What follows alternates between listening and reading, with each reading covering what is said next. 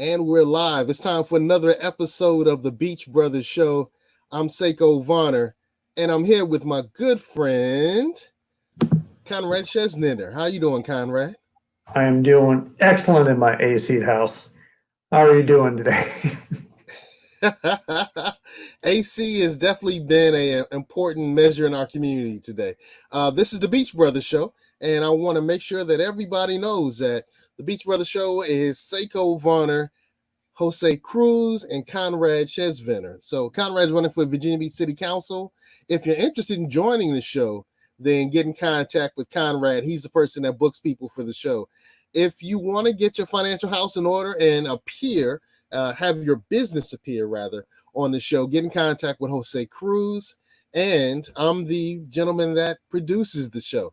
So if you're interested in getting on the show, talk to Conrad. If you're interested in having your business featured on the show, definitely get in contact with Jose. And once again, I'm the producer of the show. I also provide a lot of great services to Virginia Beach, one of which is credit repair. So check the links in the description and you can get some information on our credit repair. We want to thank Tally and Twine.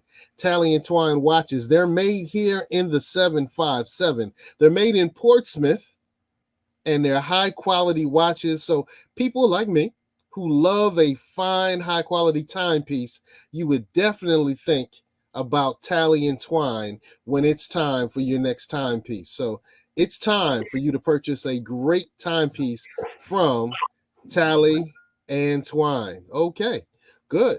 And now we have coming up a hot second, our gentleman who's running for Virginia Beach City Council. Conrad, talk a little bit about what's happening in Virginia Beach. Well, great evening, Beach Brothers Show viewers. Hope you've been enjoying your July because, as the legend Jimmy McMillan would say, it's too damn hot. Today's heat index crossed 110 degrees, and the other danger, keeping pace with July's roasting, is Virginia's elevating COVID-19 numbers. Now, let's step back and reminisce on the President of the United States and how his leadership foretold that when we get into April, in the warmer weather, it would have a very negative effect on that type of virus. That, like a miracle, it will just disappear. And like he said at his Tulsa rally, it's just fading away. Virginia's cases increased over 1,000 on Sunday, with Hampton Roads making up half of that. 945 cases reported today, 449 in Hampton Roads. Governor Northam last Tuesday said he's monitoring Hampton Roads, that it can move back to phase 2. He's called on businesses to step up enforcement of face covering requirements and other health guidelines, saying their business license can be suspended if they fail to act. Chesapeake and Newport News public school leaders answered questions today in virtual sessions on reopening schools, and hold that concept in mind. As Virginia cases rapidly rise, they're considering if they want to open schools to in-class students and they're socially distancing at home to make up those decisions. Doesn't that beat all? Kingsville High shut down athletic conditioning the other day due to positive case among its participating conditioning athletes. Newport News Shipbuilding reported 80 cases in the past 6 days.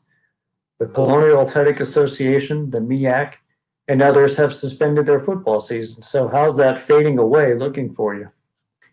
On the Virginia Beach front, Salem High School grad, basketball coach, and trainer David Cochran finally signed the contract on the building for his basketball academy in Virginia Beach. We'd love to have him on the show sometime soon to talk about it. Tomorrow, Virginia Beach City Council will be putting a resolution before the members calling on the circuit court to order a referendum on the November election. The referendum allows Virginia Beach citizens to vote on whether their district city council members would be elected by citizens of just that district. And as you know, when I go around saying, hey, I'm Conrad Chesvenner, I'm running for Rose Hall seat on Virginia Beach City Council, the usual response is, but you're in Rose Hall. I can't vote for you. And I must respond, actually, you can, because we're an at-large system and the entire city can vote for me. If Virginia Beach voters vote yes on this referendum, and then it goes to the Virginia Beach to the General Assembly, because we're a Dillon Rule state, which is a system requiring state permission for stuff like this. If they vote yes, then a city council race like mine means I would directly represent roughly 65,000 or so Rose Hall citizens on the legislature known as Virginia Beach City Council. We know and love direct representation already. It's how you'll vote for your second district congressperson as they directly represent you to the U.S. House of Representatives. It's how you'll vote in 2021 for your delegate to the General Assembly of Virginia. And flip it and think of it in the U.S. or Virginia if it had Virginia Beach's voting system. Imagine being given a ballot this year with 435 races for the United States House and 33 for the Senate. Imagine next year receiving a ballot with 100 races for General Assembly. Your 435 House votes, over 100 delegate votes, expand your vote throughout each respective legislature. But it reduces your vote within the district. Your voice would get drowned out. It effectively takes the word representative out of the title. I wouldn't represent Rose Hall, I'd represent the city. If my Rose Hall neighbors set out to vote for me, their Rose Hall voice in the city council would be 1 out of 450,000. If my Rose Hall neighbors set out to vote for me, and the election was with the district system, then the Rose Hall voice to the city council would be 1 out of 65,000. It strengthens that vote. Case in point, the Bayside District, compared to other districts, it has a relatively higher amount of minority voters. The Bayside District is served by a council person who won the most votes on the city of Virginia Beach, but not the most voters of the Bayside District. Give me a second, I'm losing my breath a bit. The system becomes a hindrance for minority representation on Virginia Beach City Council, a city where 19% of the city is Black, but the collections of that population are more concentrated and not evenly dispersed. This is a current lawsuit. There is a current lawsuit against this at-large district format by Virginia Beach resident Latasha Holloway. The current councilwoman Jessica Abbott is bringing forth a referendum call, and Councilman John Moss is on board. Give me a second. My message as a city council candidate and as a Virginia Beach citizen who loves civics, I hope council brings this referendum forward. And tonight we have a very special Virginia Beach City Council guest. At-large Councilwoman Rosemary Wilson is here, and we at the Beach Brothers Show are greatly appreciative. Beginning in 1996 with an election to school board and after winning a city council race in 2000, she served in Virginia Beach long. She's a Bayside Marlin. She's an ODU Monarch. She's also a local realtor with Howard Hanna Real Estate.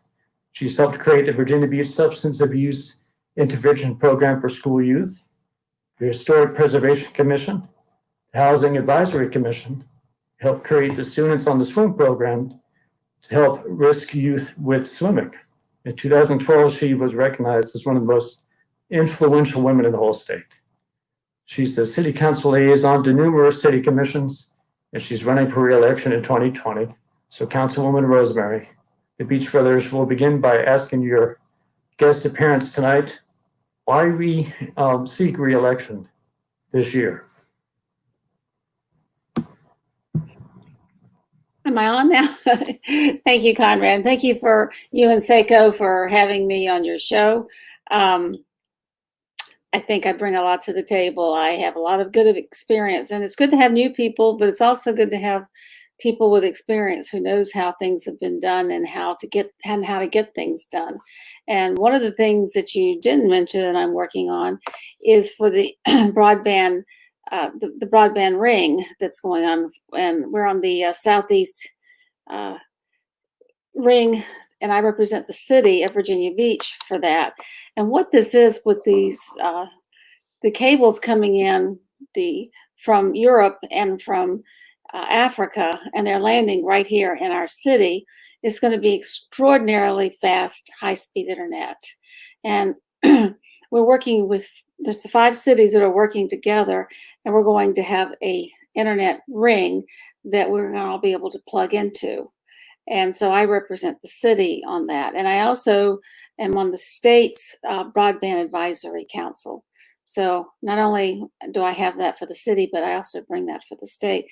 And this is going to be a huge economic driver for our region and for our city, because it's going to attract businesses that are going to want to plug right into that high-speed internet, which could make a huge difference in how quickly they can get things done. So we're starting to really move right along on this, and there's going to be a lot of advantages for us as a city because it'll save us money, so that won't have to pay for a different provider, and then it'll also give us high access for our schools and for public safety and for all that. And then there's businesses that are going to want to have part of that, and they're going to be able to plug into this too. And this is going to bring revenue and jobs to our city.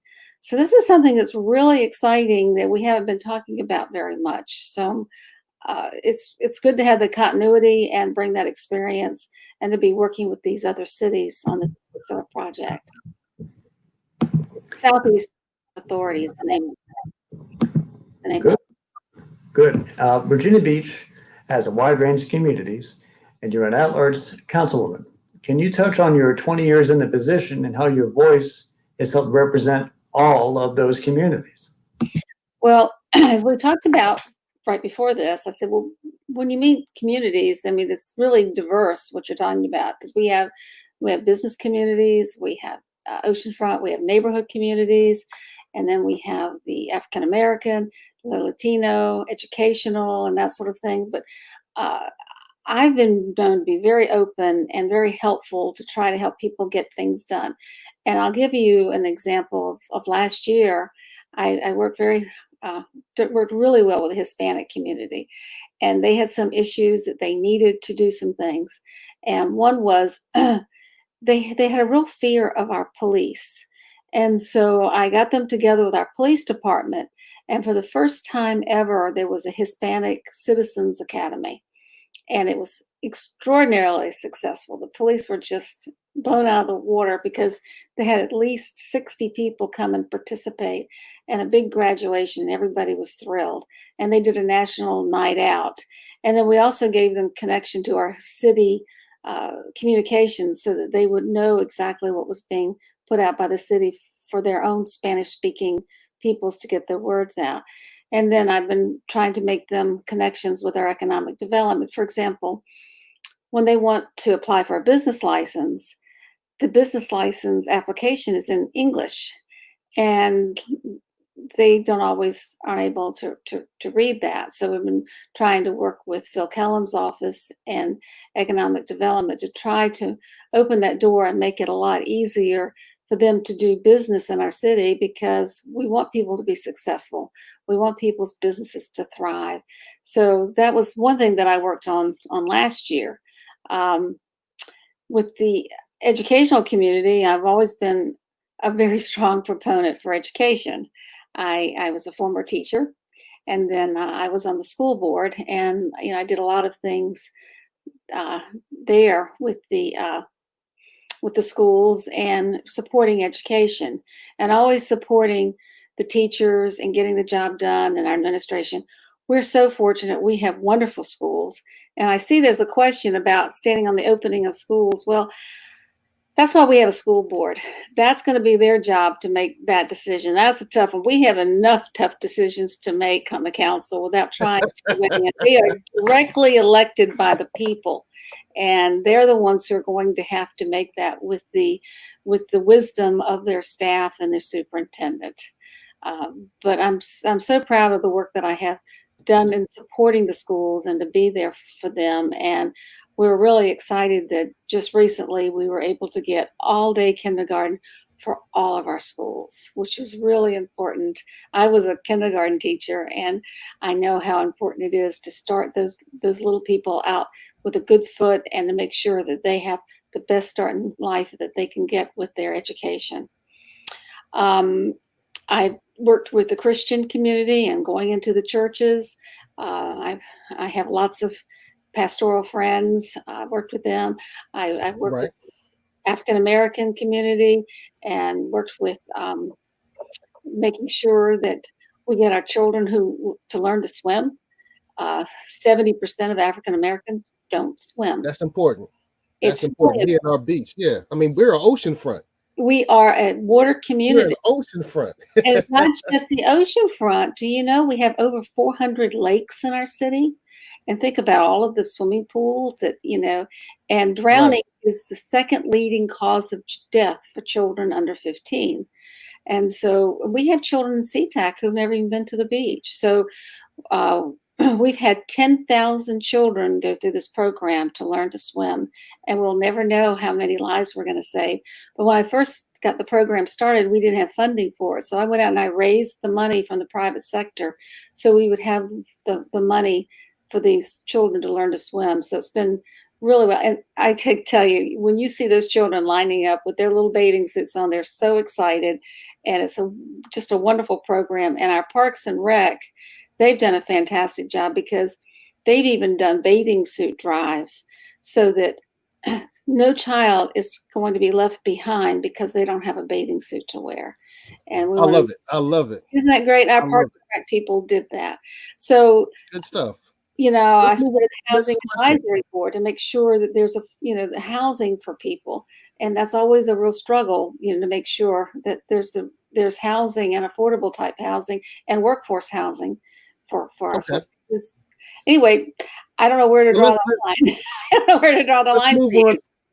Let's move on to the next question. I love your answers. Wow, good stuff. You can tell that you're very seasoned and you're an expert at this. So it's interesting to know that you've been on the school board. And I love the way you deflected and say, hey, we'll let the school board address that. I spent my time, I served on the board. We have some great people on the school board. Luis Cortez III, who asked that question, is actually running for the school board. So good luck and God luck with him as well. Hey, how do you approach the VB relationship with education system and the budget? I know that was very contentious in 2018, and I'm sure it's going to be contentious in 2020. The school board and the budget, particularly after COVID. How do you approach the VB relationship with education system and the budget? What are your thoughts? Well, first of all, people in our city want good education for their children. And it's really obvious that our children really are very, very important for us and their education that they receive. And we do have a revenue sharing formula that we've developed so that the schools know they have a certain amount of money that we share because we have city needs as well, and everything's got to be balanced. But from time to time, things shift where there's more need on one side than on the other. And you just have to take a really hard look and say, is this one that we can shift the money around and afford?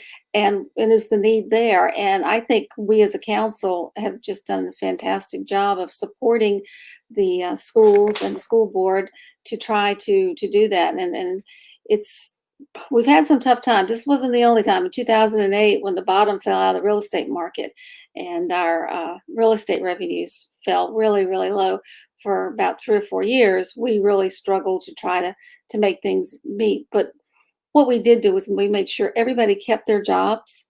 And there were times that there weren't raises, but everyone had a job, and we kept moving on. And we're all in this together, and we've got to work really, really hard.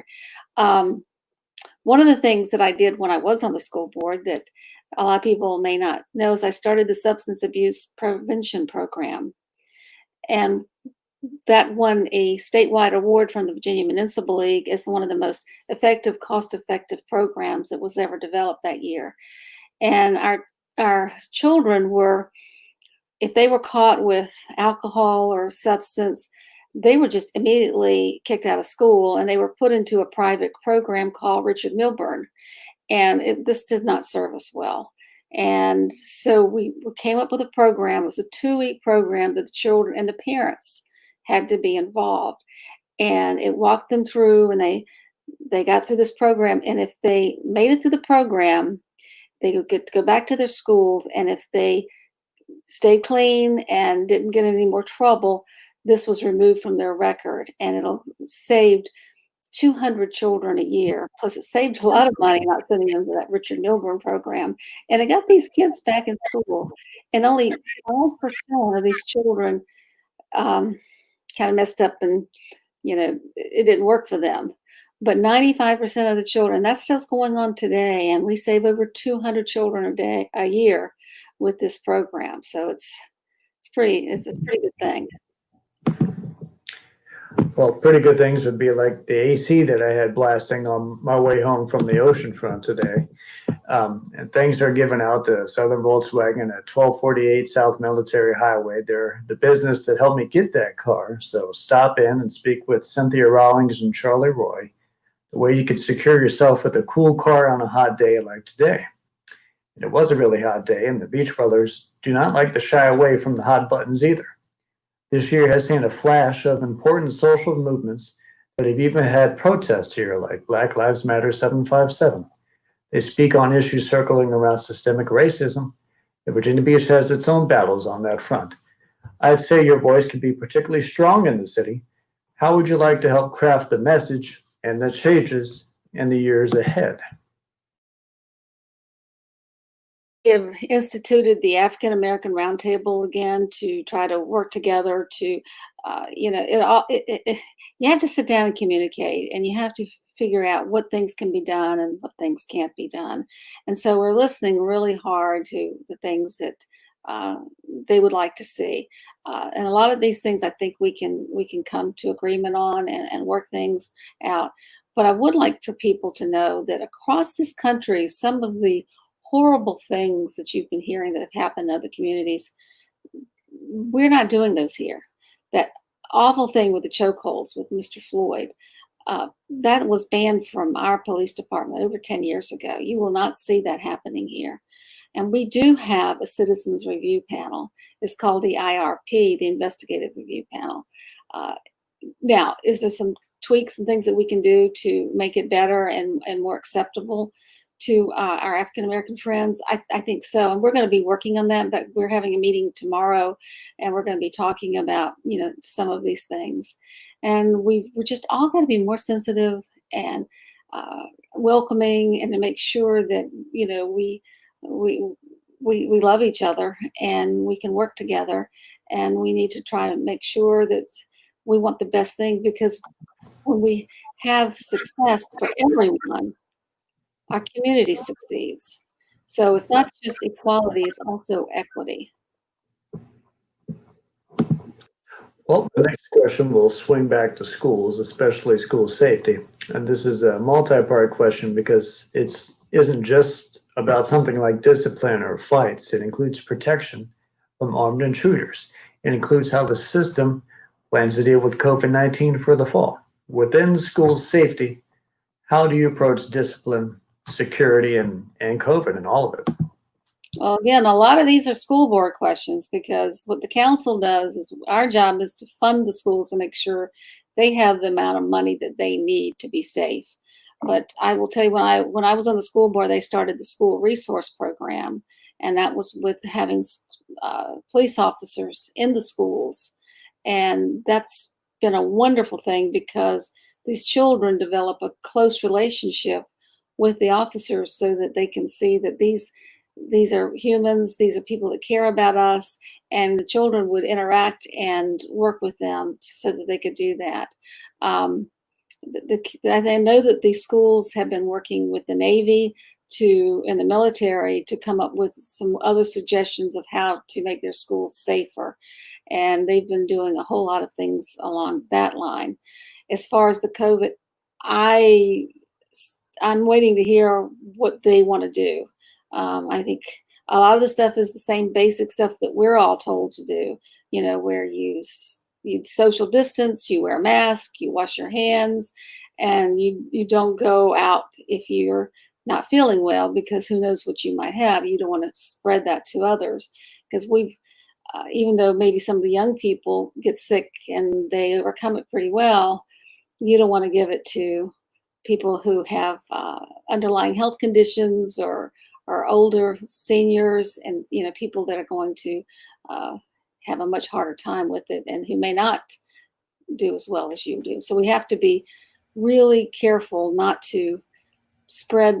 We got to stop the spread, and our numbers are skyrocketing right now, and it's really, really bad. So we've got to start reining those in, or we're going to be reined in. If we're not careful, we're going to be back on lockdown, and I don't think we really want to go to that again. So we've just got to remind each other to do the right thing. And sometimes this is all new for us, and sometimes it's easy to forget to do the right thing. And I walked Atlantic Avenue with the Resort Advisory Commission and the Human Rights Commission Friday night, and there was the march going on.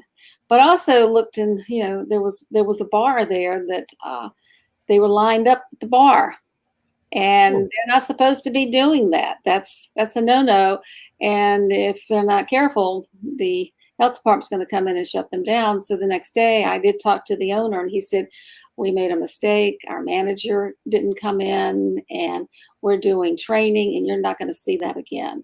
So we need to remind each other. And when I'm hoping now that the businesses are not going to allow people in without the mask, because it's not safe. All right, good. I'm going to ask a little more about business. Rebecca asks, how are we going to convince businesses to come to our city for the technology? I'm sure we're going to get a little bit into technology later on, but I guess the better question is, how do we market our city with all the flooding issues, civil unrest, and raising taxes? How do we market our city? That's a great question. How do we market our city? How will you help with marketing our city, considering flooding issues, civil unrest, and raising taxes? Well, I think the civil unrest is all over the country, and we just have to deal with it the best way we can, and to do it in a nonviolent fashion, and to be working with our community. So I don't think that's going to hold us back. And we've got some great flooding plans in place. We've just got to make sure we get enough money to do the things that we need to do. But as far as the technology, we are doing pretty well, but it's going to get better. So I can't divulge everything, because some of the stuff is still in executive session with the Southeast Authority. Yeah. All right. So why don't we wait on that? Because I know we have a fuller question that deals with technology, and I know there's some things you can't talk about and you shouldn't talk about. Well, I could give you a hint. Until the ink dries. But the carnage that unfolded on May 31st, 2019 resulted in a heated debate in the capital city later in the year. And there were a lot of debates at city council after that, dealing with guns. So I'm a gun owner. Some of your fellow council members took on some heat on their proposals. So can you touch on what were you thinking about, and what are some of your positions on guns as it relates to our city and city council? Can you touch on what went through your mind on the topic? Well, quite honestly, the federal government and the state government, they set the laws for the guns. We don't make laws about guns on the local level. If you're talking about the shooting on May 31st, it's the worst thing I've ever experienced in my lifetime in our city. And it's going to take us a long time to heal. And we're trying to do everything we can to move on forward and make sure our employees feel safe. And part of the plan that we had in place to be funded this year, because of COVID, we had to have budget cuts. We couldn't fund anything new. So that's going to be on hold until we see how the revenues come in. So we're working, we're going to be working very hard, but we do have plans in place. And we had an independent investigation, as well as the FBI, and as also our own police investigated. So we feel like we've done everything we could, and we're never going to know why that man did those terrible things. So we're not going to mention his name. We're not going to give him that credibility. But we will always be honoring our victims, and I think we're going to have some plans in the future to show that. We are a nation of laws, and we are a nation of the Constitution. And we took a vote early in January to support the Second Amendment of the Constitution, and that's kind of what we did. It was a close vote, but I did vote to support our Constitution, which I think, when you take your oath of office, that's what you do. You say, I support the Constitution of the United States.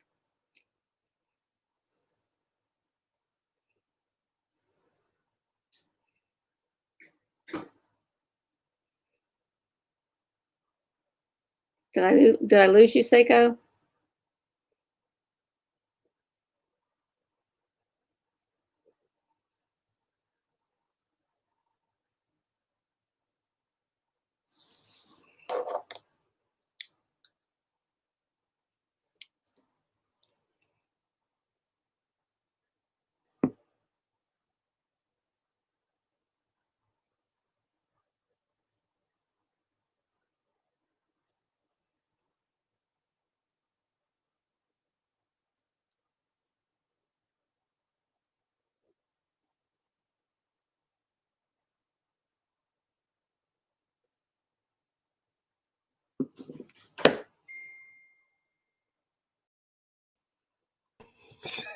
Hey, you're back. I lost you. Did I scare you off? Whoo, my computer went down. It just went down. Technologies, technology. Wow. Wow. That was crazy. That was crazy. So I'm glad that you were live. Hopefully, you got a chance to make some other comments and share some other things. Conrad, I don't know what happened. I'm going to go behind the scenes and make sure that everything is fine. Okay. So take it over from here, good brother. All right. I'll see if I can get in that question I have from the side here. And this will also touch on some of the viewer questions that are on this topic. Um, your first election in Virginia Beach office was in 1996. And that same year, Virginia Beach turned down a district voting system that is direct. But in the years since, that support has been reignited. Councilwoman Abbott has been a proponent for several years and is calling for another referendum on that matter for this November. Councilwoman Wilson, we'd like to know your thoughts on Virginia Beach as a direct district voting system in comparison to the blended at-large system that it is now. Well, first of all, this has come up very quickly. This is an extraordinarily important topic of could change the way we do government in our city. And it came up last week. We're having a public hearing this coming week and a vote next week. That's not nearly enough time to vet something that's important. I mean, when we do projects, we have lots of input, lots of transparency, lots of time for people to look at things. There are studies all across this country on voting, and that has not been explored. And this one thing with the 7 districts, that's not the only way. There's other voting systems.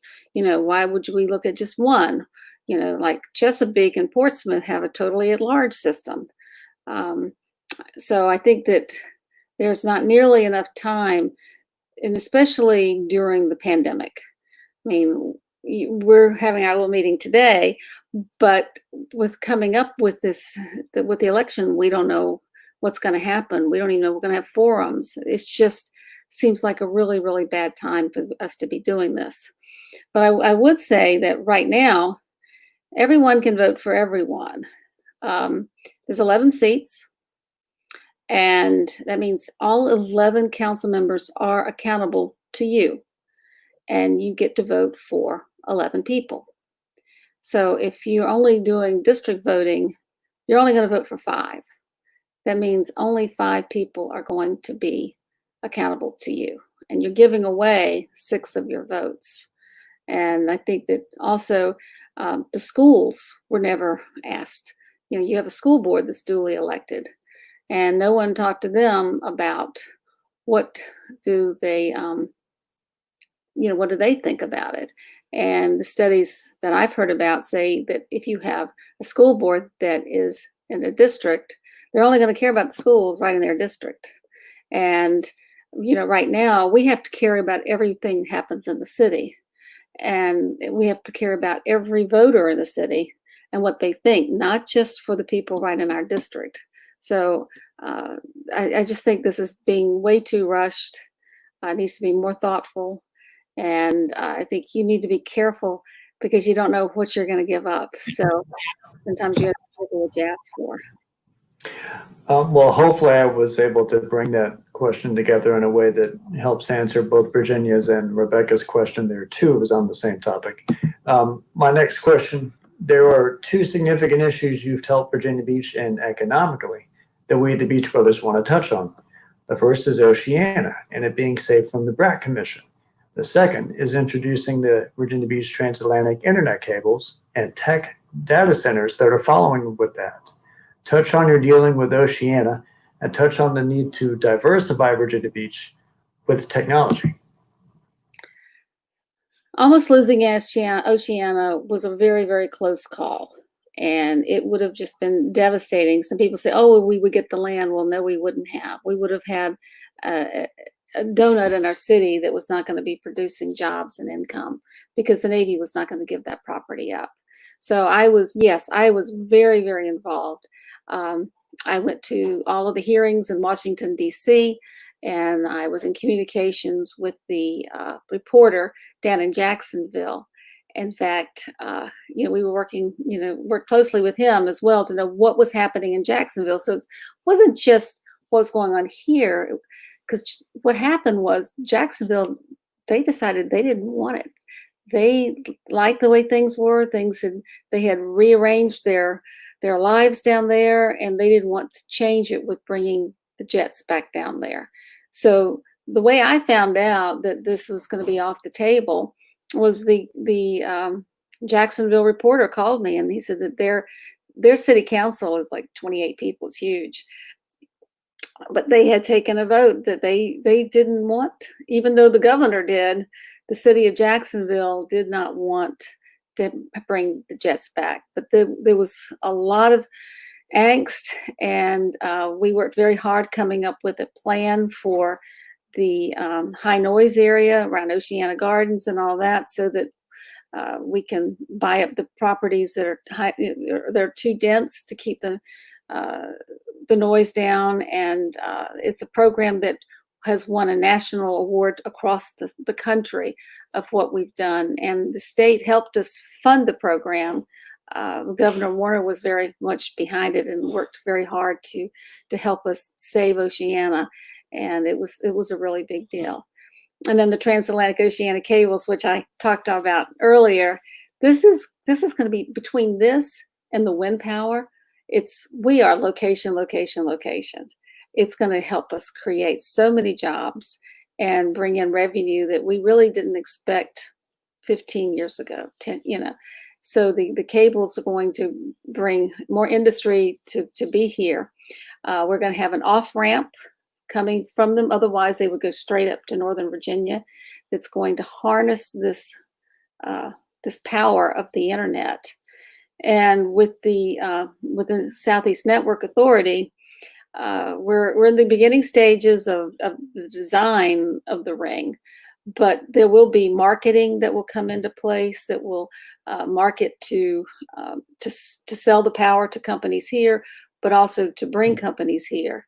In fact, last year, we voted to bring a company here, and I'm not quite sure where they are in the process right now, but it's going to eventually be a $2 billion company that's going to come right here. So, and there's more cables that are being planned. It's just really amazing. And with the wind coming in, it's going to be right off our coast, that with Dominion Power, but not just that, but the one in North Carolina, Kittiwake. That's coming through here because they don't have a suitable place off the coast. So they're bringing all of that through here. So we're going to have a huge, huge an opportunity with the wind power and the jobs, and being a place where things will be, brought in to be shipped out. And we're just at the beginning of it. And Avangard, which is the company with Kittiwake, has already purchased some land from us to have transformer stations, and it's a really big thing considering the economic times. We've got some very good things happening. I live near the Rosemont and Holland intersection, but I work over 50 hours a week at the Virginia Beach oceanfront. And you know the area well, even ran for its district seat. And I've observed you at the Resort Advisory Committee meetings a couple times last year, helping brainstorm the future of the oceanfront. So my question hinges on that area and developments such as the Dome site, or affordable housing, or Rudy Loop. What do you view as the public interest at the Virginia Beach oceanfront, and is consistent public financial support needed to bolster the oceanfront? Well, that's where the TIP fund comes in, and with district voting, we probably would lose that. And most people don't realize that because of the tourism, it saves them between 10 and 11 cents on their real estate tax that they're not having to pay because of the money that comes in from tourism. So it's really important, and it's something that has to be invested in, just like the other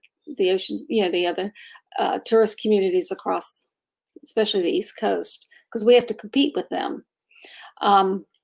Rudy Loop is a real special place for me. I can walk there from where I live. We've acquired that over the years. we first started acquiring when I first got on council. And to me, there's not much open space left. And I think that property should be belonging to the people. We need the open space, and it needs to be a people's park. It needs to belong to the people, which would mean a lot of planning and involvement and that sort of thing. But I just think there's a lot of congestion down here. There's not a lot of green space, as you know, Conrad. There's very little. And I think all great cities have great public spaces, and it adds value. And I think it would add a lot of value to be a beautiful public space. And you look at South Beach and the end of where the South Beach, their boardwalk is. It's a big, beautiful park. And so I think we've acquired this property. It belongs to the citizens, and I'd really like for it to keep it that way. The sports center, which you didn't ask about, but I'll touch on that. It's going to be opening up this fall, and it's going to be a big boon. I'm really happy that we're investing in amateur sports, because people will do things for their kids and for their pets, no matter what the economy is. And as opposed to professional sports, that they want your money. And with the amateur sports, we get their money. And it's already for the year of 2021. It's booked every single weekend. It's been booked, and hopefully things will be better by that time with the COVID. But it's just going to be a really exciting project, and it's going to be putting heads in beds and in your hotel, Conrad. And it's going to be a real economic boom for our city. And we were able to. It's probably going to be even better than the arena, and cost maybe a fourth what the arena was going to cost, and it's going to probably be way more beneficial. The wave project, I mean, for right now, we've done everything that we are supposed to do. It's still kind of shifting around, and there's a few things that are doing, but so I'm hoping that everything's going well with that. I haven't had an update on it, and recently, real recently. So, there were some few things on the project were being moved around, but as far as the financing and all of that, I haven't heard anything recently. So I'm hoping, that my fingers crossed, that that'll be doing well, because I think it's just an incredible project that everyone will enjoy. Our citizens will get to enjoy it, as well as bringing in visitors, because people need things to do here. And the Beach Brothers Show is a place to highlight local politics and local business. And your Virginia Beach efforts have some influence on B-poll taxes and property taxes. And we like to know how you may want to improve on the business climate in Virginia Beach regarding those. Oh, was this a plant? Is this question a plant? Because I'm the only person who was able to get this accomplished, because the B-poll tax is something that's been highly protected, because we get $48 million a year in the city of Virginia Beach for B-poll, and no one can figure out. They don't like that tax, but they can't figure out how to replace that money. So I had a sort of a brainstorm, and I said, the B-poll, what's the hardest time for a business? The first 2 years of a business, they're really struggling to make it. So what if we could make it so they don't have to pay the B-poll tax for the first 2 years that they're in business? And this takes an act of the General Assembly. So I got Sally Quinto, who he's now a judge, but he was a delegate then to carry the legislation. But I'm a former president of the Virginia Municipal League, and they always would fight anything to do with the B-poll, because it was the camel's nose under the tent. They never want anybody to touch it. But I went to them and I got them not to oppose it. And by getting them not to oppose it and getting it to pass, we got it passed. And the Inside Business had 12 different articles on it. They were so thrilled about it. And so it's a local option. Norfolk has not done it. Chesapeake has. No. Yeah. But if you're starting a brand new business, you have to pay the license fee, which is like $50. And up Right. to, depending on when you open it, but up to 2 years, you don't have to pay the B-poll tax. So that was my way of helping a new business get started and to avoid the B-poll tax. Okay. Okay. We have a couple of viewer questions that I want to tap in. Very quickly, your opinion of Thalia Wayside. We haven't had a presentation on it yet, so I don't have as much information as probably our citizens do. I Okay. do have a lot of concerns about it, of the little bit that I do know, and one I think is probably on the parking, because they have a shared parking, and if you're got apartments, people are going to be sleeping there, and it's not like the town center where some people are there in the daytime and some people there on the weekends and some people there at night. If you're sleeping, most everybody's going to be there at night. So I'm looking forward to getting the presentations. I think the community has asked to meet with me, which I always do, and we'll get our information. But I do have concerns, and I know that the Thalia community is pretty worked up about it. So Okay. Here's anyway, another rapid. Here's another rapid fire one. This is a bit more controversial. Will you support any defunding of the Virginia Beach Police Department? no. Okay. Well, That I was support quick. our police. I support our police. They do a great job, and I see them in action. They're friendly. They're firm. They do the right thing. But we've been having a lot more violence. There've been a lot more shootings than I've ever seen in my lifetime in our city. This is not a time for us to take our guardians' money away. We need our guardians to be safe. Okay, interesting, interesting. I had a different experience a decade ago with the beach police, but I have to say, in the last 10 years, it has been friendlier. Uh, Teresa asks again, why did the city condone and give permits to protesters on 4th of July, but deny a celebration of Memorial Day and 4th of July? Any information on that? It's a viewer question. Yeah, I'm not in that loop of who gives out the permits and who doesn't. But I mean, we do. I mean, we live in a free country, and people want to know, well, why do we allow this? And well, Mm-hmm. we live in America. It's like the protest that was Friday night. There were questions on my Facebook page. Well, why do we allow it to happen? Well, our sidewalks belong to the public. Right. Now they're not supposed to step in the street and block the street, and it was unpermitted, but they had the right to do it because we do live as part of living in America. I'm glad you said that. Defunding is also way different from abolishing. Even okay, that was just a comment. That was a comment. Let's go to No, let's do that. Let's go with this question. Let's go with this question. All right, I'm going to. Ooh, I hit the wrong button. So, You haven't blocked that yet, are you? okay, Teresa said the Tea Party did hold a Memorial Day celebration and our mayor was there. Okay, so it looks like Teresa brought some clarity to that question.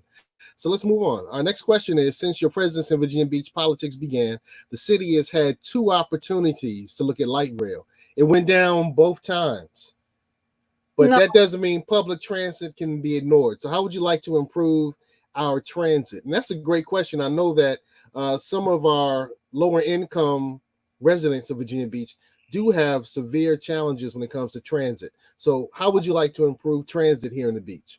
Well, first of all, it didn't go down. It did pass one time. It failed.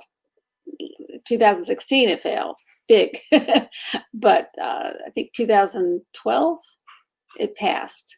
So it's been up and down type of situation. But I always said I would do what the voters wanted, which is what I did. We have put more funding into the bus system this year, and a lot of that's because of the help of the General Assembly. General Assembly raised taxes to help fund HRT. So they did it with the recordation taxes when you buy and sell a house. One thing, even though light rail failed, we do own the Norfolk Southern right of way. It was very expensive because when light rail failed, we had to pay $20 million back to the state for their portion of it. So, but it does belong to us now.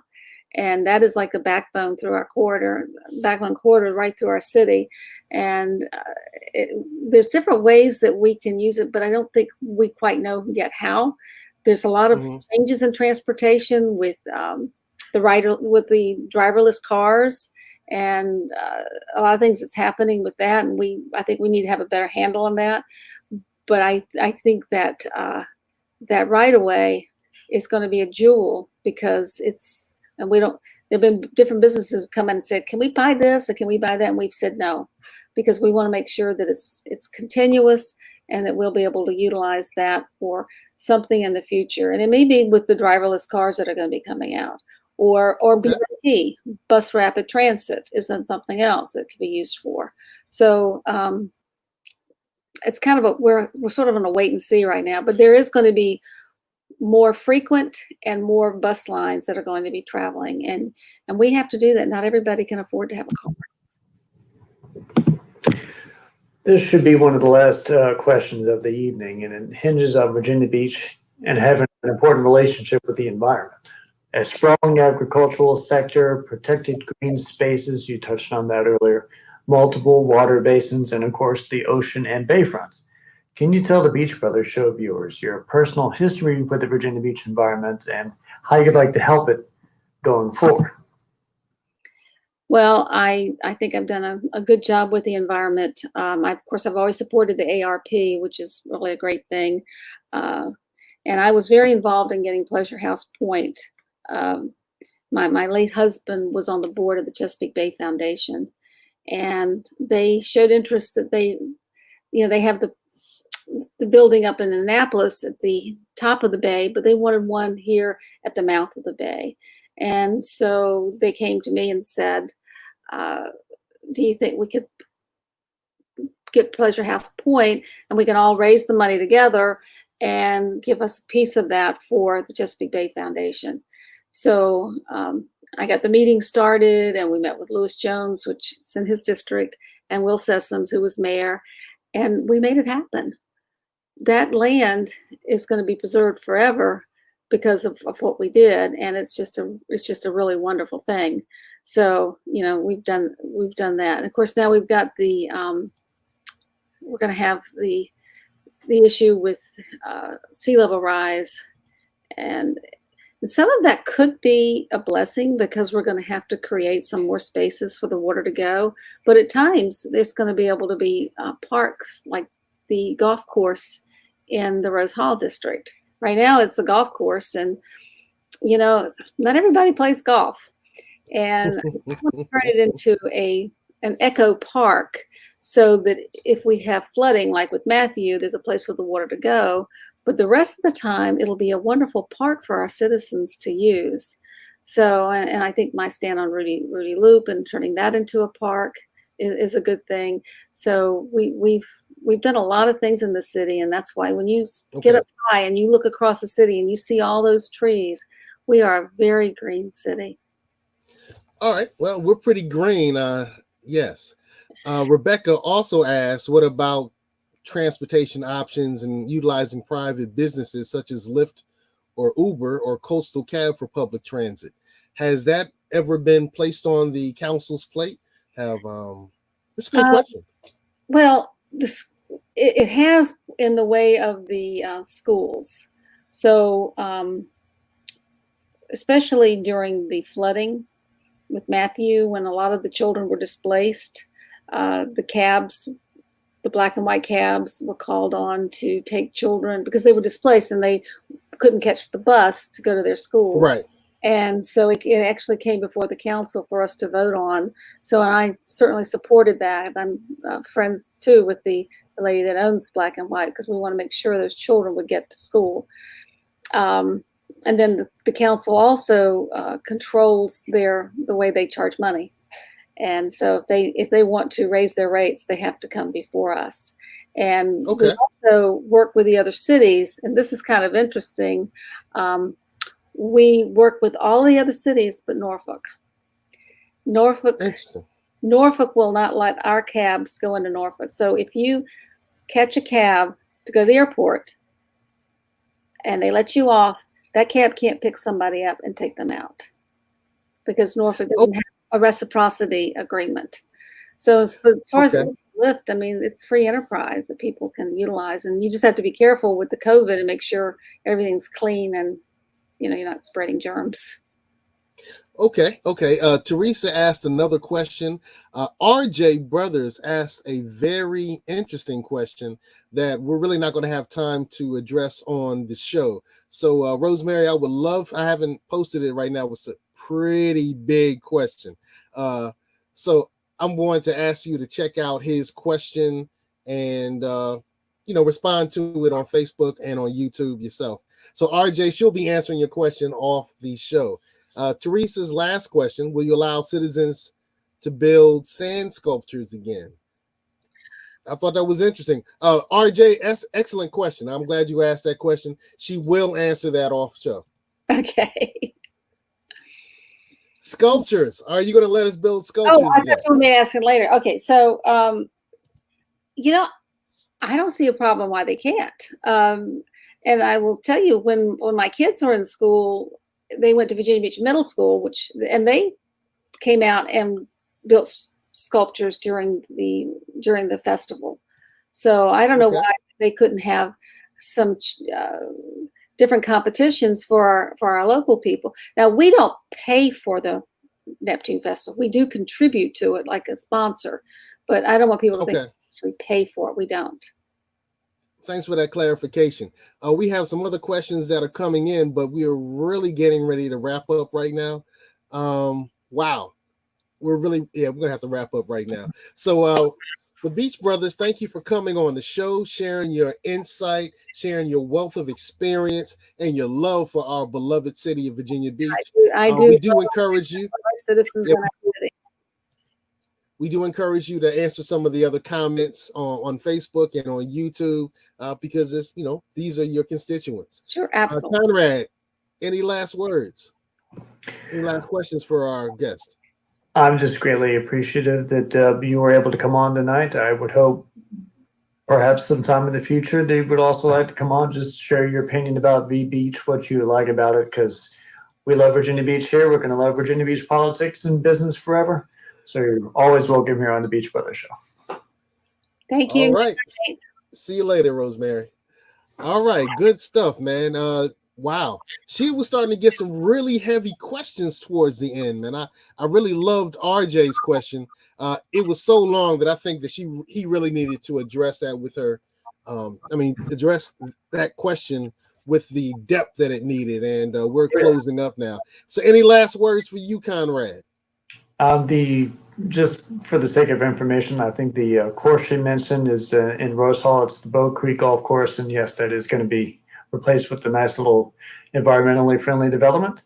I'm glad you guys were able to come on and watch us tonight and send in some viewer questions. And remember, also, I'm running for Virginia Beach City Council as well, specifically the Rose Hall District. Go on to Conrad says running for Virginia Beach Facebook page, give that a like, and go by raisethemoney.com/CShezVerner and leave a modest donation if you love the ideas behind therein. And of course, always tune into the Beach Brothers Show, provide us your questions, and have fun with it. All right, I want to remind everybody that the Beach Brothers Show is Conrad, Jose, and Seko. If you're interested in participating and appearing on the show, get in contact with Conrad the same way Rosemary did, and we'll gladly have you on the show. If you'd like to have your business highlighted like Tally and Twine, it's time for a new Tally and Twine watch, then get in contact with Jose and we'll highlight your show. Teresa asked what time. So we normally pop on Tuesdays and Thursdays, and I'm the gentleman that produces the show. So we thank you for your time. Also, if you're looking for any credit repair services, then I'm a person to get in contact with. So check the links below, and you can get all that great information on how we can help repair your credit so you can spend all that great money on the beach and buy your Tally and Twine watch. It's time for you to get a beautiful watch from Tally and Twine. All right. Conrad, as he said, is running for city council. So check out his information on Facebook. And hey, we thank you for watching the Beach Brothers Show. I'm Seko Varner. Conrad just said his last words. I want to say peace to the protesters and keep it beachy. We love you, Virginia Beach. Take care.